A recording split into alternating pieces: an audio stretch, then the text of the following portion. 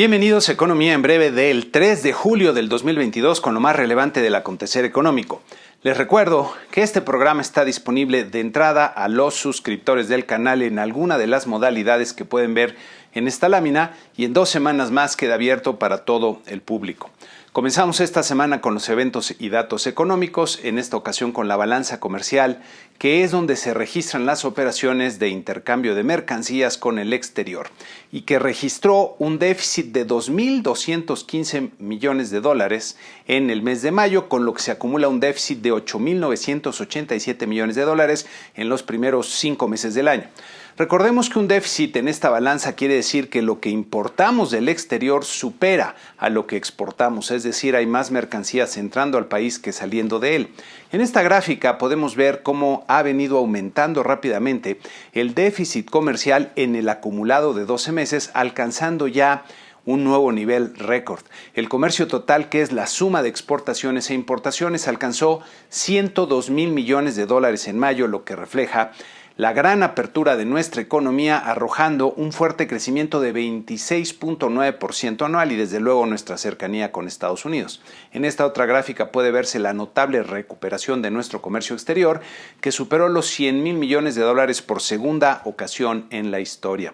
Si bien las exportaciones totales crecieron a un buen ritmo de 21% anual en el mes de mayo, las importaciones mostraron mayor vigor al aumentar 33% anual, destacando un fuerte repunte de 24.8% en las importaciones de bienes intermedios, que si bien no fue la tasa más elevada, sí fue el renglón que más creció en términos del monto, con 7.3 miles de millones de dólares. En esta gráfica puede verse el fuerte ritmo de ascenso que tienen las importaciones de bienes intermedios no petroleros, que recordemos se utilizan en gran medida para incorporarse a las mercancías que exporta nuestro país, por lo que están respondiendo principalmente a la fuerte demanda proveniente de Estados Unidos, principalmente cuyo impulso podemos ver en esta otra gráfica de las exportaciones manufactureras, que en este año están creciendo a un mayor ritmo.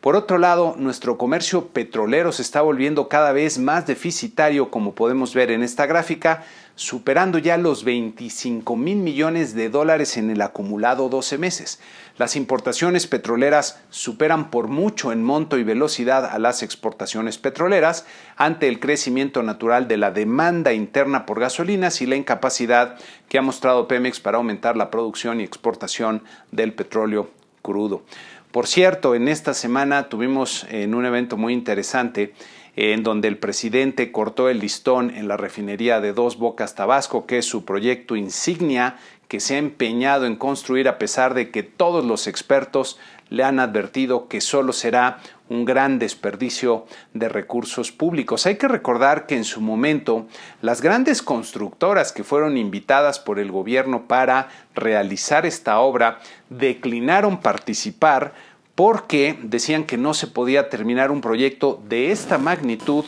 ni en el tiempo que se pretendía ni con el presupuesto que se planteaba. Hoy quedó demostrado que esas empresas tenían razón, ya que aún faltan años para que la refinería comience a funcionar y el costo hasta el momento va unos 4.000 millones de dólares por arriba de los 8.000 millones de dólares que prometió el presidente, y el presupuesto se ha ejercido, por cierto, con gran opacidad y de forma altamente discrecional. Entonces va a ser un muy mal negocio para el país. Por otro lado, el INEGI publicó los resultados de su encuesta nacional de ocupación y empleo del mes de mayo, con un repunte en la tasa de desocupación a un nivel de 3.3% que sigue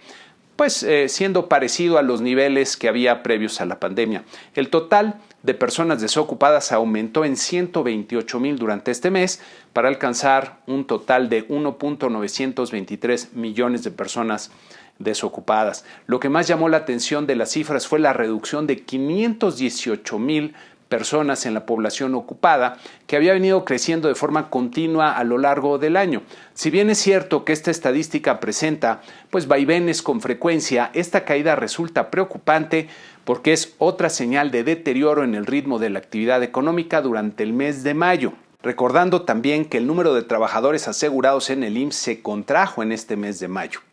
Por otro lado, las cifras de las finanzas públicas que vimos en el mes de mayo presentaron resultados que calificaría como muy extraños y francamente pues no alcanzo a entender bien lo que está pasando todavía al interior de las cifras. Por un lado, los ingresos totales del sector público cayeron 4.1% real anual como consecuencia de un fuerte desplome de 70.8% en los ingresos petroleros del gobierno federal, que contrasta con el incremento de 24.5% real anual en los ingresos de Pemex. En los ingresos tributarios del gobierno federal se observaron tasas sorprendentes de crecimiento en la recaudación por ISR y por el IVA, el impuesto al valor agregado, lo que parece ir a contrapelo de lo que se percibe en la actividad económica y tal vez podría explicarse por la fuerte presión que el SAT está ejerciendo sobre muchos contribuyentes y probablemente sobre las devoluciones del IVA que no se estén realizando en buenos tiempos. El renglón de impuesto especial sobre productos y servicios de gasolinas y diésel, en lugar de ser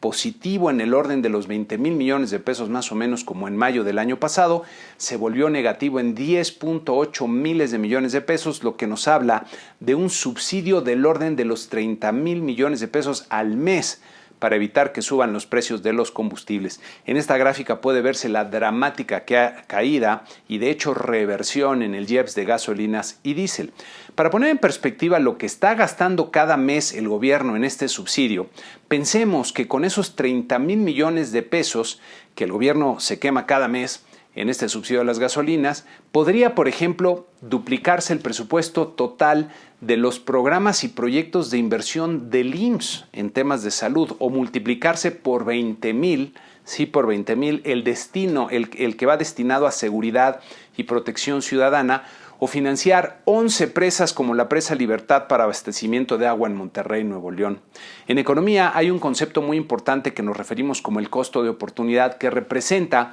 lo que dejamos de hacer cuando elegimos un uso para los escasos recursos que tenemos. El costo de oportunidad en términos de bienestar, seguridad, salud e infraestructura para el país de este subsidio a las gasolinas es enorme. Y no se diga el costo de oportunidad de los 18,000 millones de dólares que se estima terminará costando la refinería de Dos Bocas. Por cierto, esta semana me llamó la atención esta noticia que parece increíble porque tal vez ya nos acostumbramos a los problemas de inseguridad que vivimos en el país, donde no es raro que haya asaltos en la vía pública, pero en el mar y a Pemex, y además no es la primera vez que pasa, sí es francamente sorprendente lo que está pasando en el tema de la seguridad. Habría que tal vez regresar a la Marina a cuidar los mares en lugar de estar cuidando las aduanas.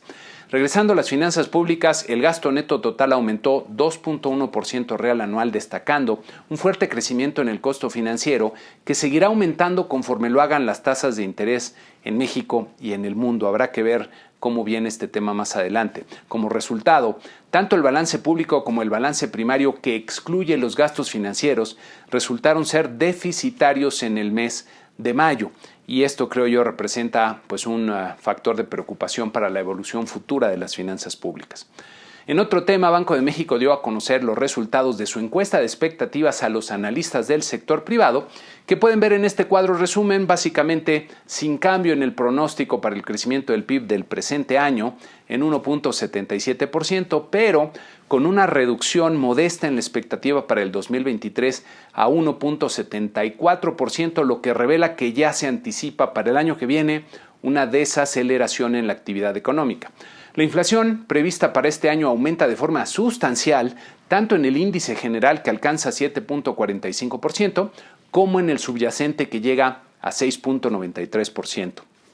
Los pronósticos de inflación para el 2023 vuelven a aumentar, ahora a 4.5% para la inflación general y 4.24% para la subyacente, lo que sigue de alguna forma suponiendo que los choques que están afectando la dinámica de los precios se van a disolver pronto y va a permitir esto la baja en la inflación más adelante. Me llama la atención que el pronóstico de mediano plazo aumenta de forma más visible y alcanza ya el 3.88%, muy por arriba del 3.5% donde se había mantenido en años anteriores, lo que puede ser ya una señal de desanclaje de las expectativas de inflación, con varias varias consideraciones que habrá que recordar hemos hecho anteriormente en este canal. Esto representa un riesgo para la inflación futura. Destaca en la encuesta el fuerte aumento en la tasa de interés de fondeo para el cierre del año, que llega a 9.47%, lo que refleja la expectativa de una corrección más decidida en la política monetaria ante el repunte de la inflación este año. Pero llama la atención que para el 2023 se anticipa ya, por el promedio del mercado,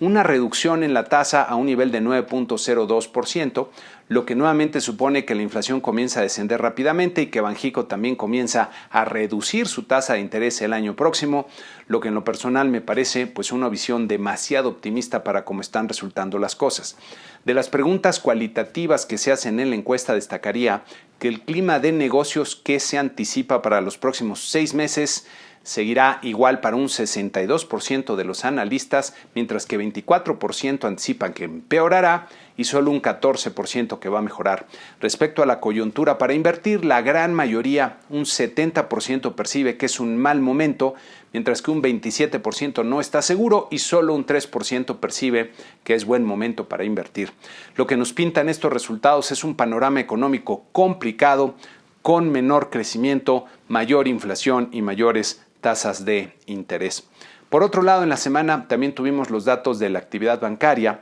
que pues resultaron, diría, relativamente buenas, como van a ver aquí con el financiamiento de la banca comercial, repuntando en sus principales componentes. El financiamiento destinado a las empresas y personas físicas con actividad empresarial repuntó 2% real anual, esto es respecto al mismo mes del año pasado, mientras que el dirigido a la vivienda lo hizo en 2.7% y el que va al consumo fue el más dinámico en 3.4%.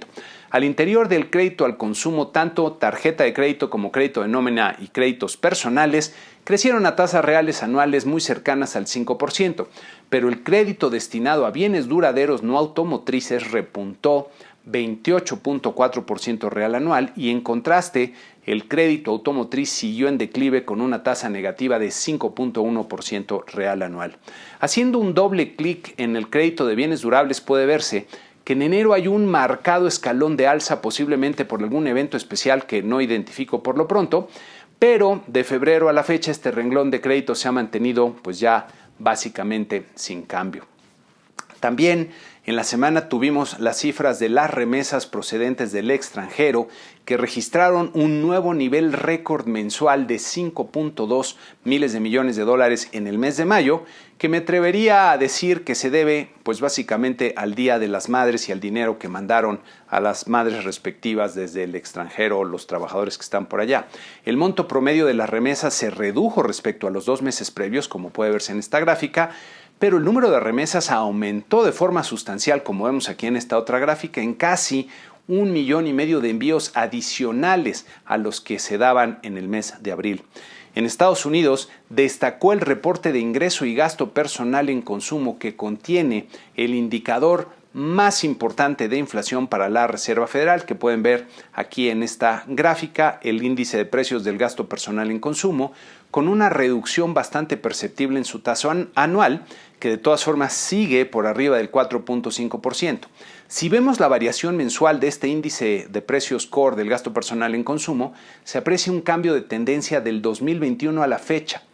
ya que anteriormente pues venía fluctuando de forma relativamente estable y ahora presenta una mayor volatilidad pero con una tendencia ascendente. El ingreso personal presenta una tendencia descendente de agosto del año pasado a la fecha, si lo vemos en términos reales como está en esta gráfica, lo que en parte se explica por el deterioro que tiene una mayor inflación sobre el poder adquisitivo de los hogares. Para el gasto personal en consumo también se observa una tendencia descendente en los últimos 8 meses, diría, destacando la caída de 0.4% en el mes de mayo que vemos aquí en la última barrita de esta gráfica. Son señales de desaceleración tanto en el ingreso como en el consumo. Tal parece que los fuertes estímulos fiscales que se dieron en marzo del año pasado y que permitieron en buena medida a los hogares recuperar sus niveles de consumo, pues ya agotaron su impacto y los hogares están regresando a gastar de acuerdo con los ingresos que tienen por sus negocios o empleos en la situación actual.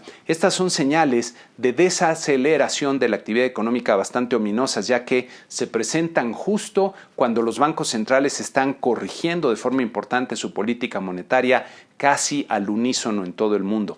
De hecho, en el foro sobre política monetaria organizado en Portugal por el Banco Central Europeo, los banqueros centrales dejaron ver que seguirá la corrección de la política monetaria hacia mayores tasas de interés y hacia una menor liquidez, lo que representa un panorama más retador para los mercados financieros y la economía global. Me llamó la atención una declaración de Christine Lagarde del Banco Central Europeo diciendo que la era de ultrabaja inflación es poco probable que regrese, lo que no sé si interpretar como una advertencia de que también se terminó la era de tasas de interés ultrabajas o como una señal de complacencia ante la inflación, recordando que Lagarde ha sido de las más renuentes a reconocer el problema inflacionario y la necesidad de corregir la postura monetaria. También llamó la atención el llamado de Agustín Carstens, que encabeza el Banco de Pagos Internacionales y que es algo así como el Banco Central de los bancos centrales del mundo, para, dice él, actuar de forma decidida en el combate a la inflación. Está haciendo un llamado a los bancos centrales para que suban sus tasas de interés con firmeza para evitar que la inflación pues eche raíces. Entonces es muy probable ver este entorno en el cual las tasas de interés van a seguir subiendo de forma pues bastante clara y acelerada. Esta semana los mercados accionarios regresaron a números rojos en lo general, como podemos ver en nuestro cuadro resumen, destacando la caída del índice Nasdaq. En esta gráfica puede verse que nuestro promedio simple de 10 mercados revirtió buena parte de la ganancia que había logrado en la semana precedente. Nuestra bolsa de valores en México terminó en un nivel similar al del cierre de la semana precedente, como podemos ver aquí, y nuestro tipo de cambio se depreció durante la semana de forma bastante importante, como vemos en esta otra gráfica, terminando en 20.26 pesos por dólar. Ha estado fluctuando pues bastante, a veces regresando por debajo de los 20 pesos y ahorita otra vez subiendo por encima de ellos. La semana que inicia tendremos bastante información para comentar, comenzando en México con la confianza del consumidor del mes de junio, las cifras de inversión fija bruta y de consumo privado interior del mes de abril y la inflación del mes de junio, así como las minutas de la última decisión de política monetaria de Banco de México que nos permitirán ver qué tanta determinación se percibe al interior de la Junta de Gobierno para combatir la inflación, que es uno de nuestros principales problemas económicos del momento. En Estados Unidos tendremos las minutas de política monetaria de la Reserva Federal y también el reporte de empleo del mes de julio, mientras que el Banco Central Europeo publicará también sus minutas de su última decisión de política monetaria. Y para la sección Da Vinci de esta semana les tengo un destilado de sabiduría que además es un consejo muy práctico, diría yo, que francamente pues ya no recuerdo de dónde saqué, pero funciona bastante bien. Si estás batallando con un problema al que no le encuentras la solución, intenta cambiar tu punto de vista literalmente. Y les comparto una experiencia personal de cuando me acordé de aplicar este consejo. Miren, esto que ven aquí es la bisagra inferior de la puerta del estudio de pintura de mi esposa, donde estuve refugiado durante la pandemia utilizándolo como mi oficina. La puerta rozaba con el piso y tenía que sacarla de su marco para rebajarla y que dejara pues de hacer ese ruido. Y para eso tenía primero que botar el perno de la bisagra, lo que usualmente es muy fácil al darle unos golpecitos con un desarmador delgado desde la parte inferior, pues el perno se bota y ya se puede sacar y se saca la puerta. El problema es que el espacio entre el piso y la parte inferior de la bisagra, como pueden ver aquí, era muy pequeño y no alcanzaba a meter ningún desarmador para poder botar el perno, y la parte de arriba estaba muy pegada y no podía jalarla de ninguna forma con alguna pinza. Estuve un buen rato batallando con el problema hasta que me acordé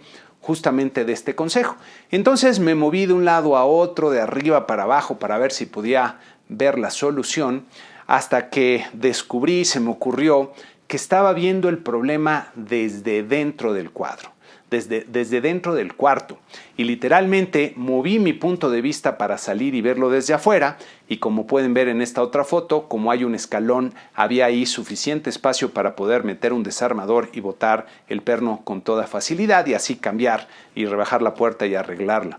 Así que el consejo de verdad funciona y espero que les sirva pues también como a mí. Y con esto concluimos este programa número 271. A todos mis suscriptores les reitero mi agradecimiento y a los que todavía no lo son, los invito a suscribirse, ya que si buscan de verdad van a ver que no hay otra forma más breve y dinámica para estar pues bien informados del acontecer económico de México. Muchas gracias y que tengan una excelente semana.